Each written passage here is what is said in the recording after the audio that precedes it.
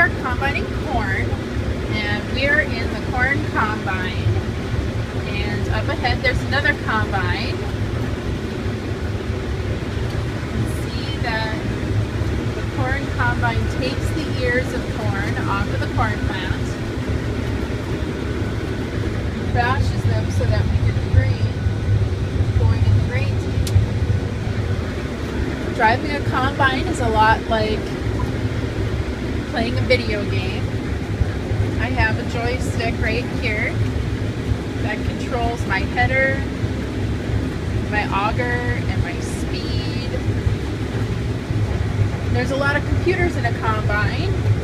That monitor tells me everything about my speed and everything that's going on with the combine.